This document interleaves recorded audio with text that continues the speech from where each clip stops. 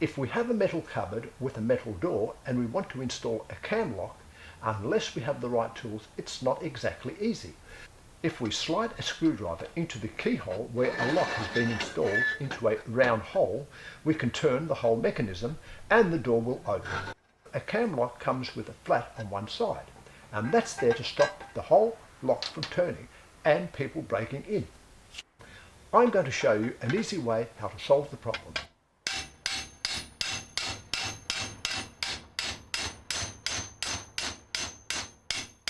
We can stretch the material to its right place. If we overdo it, don't worry. With a small file, we can file it back until the lock fits perfect. Don't rush. This method is trial and error.